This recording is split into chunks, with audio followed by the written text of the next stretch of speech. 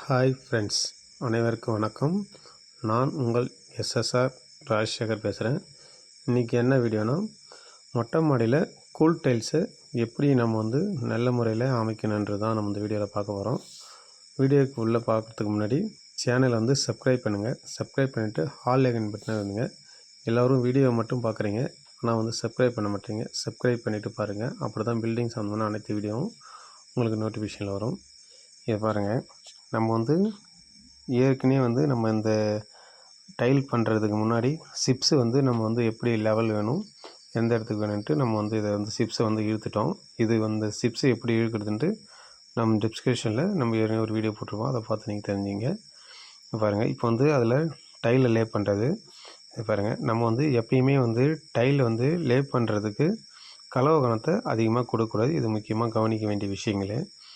சேனலை லைக் பண்ணிவிட்டு பாருங்கள்.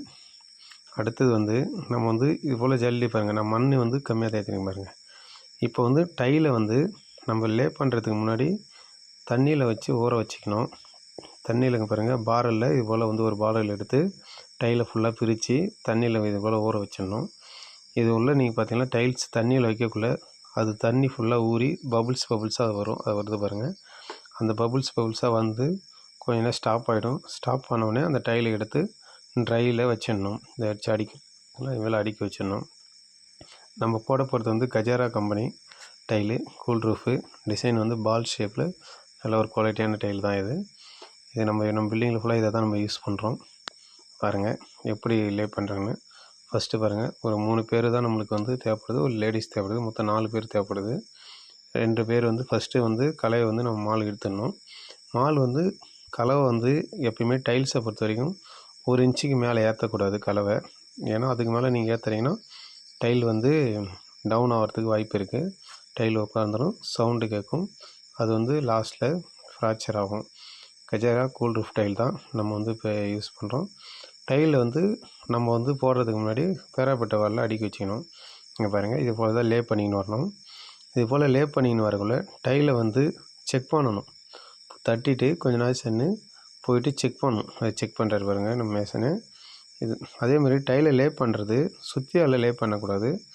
லப்பர் சுத்தின்னு ஒன்று இருக்கும். அந்த லப்பர் சுத்தி வாங்கி தான் நம்ம டைல் லே பண்ணணும்.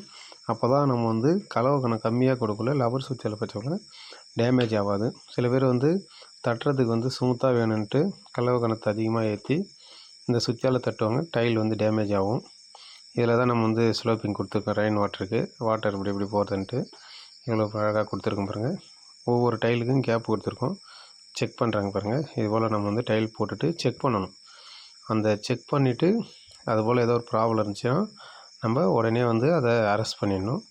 அதை அரெஸ்ட் பண்ணுறது எப்படின்னா, சிமெண்ட் பாலில் நம்ம அந்த கேப் வச்சுருக்கோம் பாருங்கள், ஃபேஸர் வைப்போம். அது ஃபேஸர்னால் ஒவ்வொரு டைலுக்கும் ஒரு கேப் கொடுக்கணும். இந்த கேப் கொடுத்து இந்த ஃபேஸர் வைக்கணும்.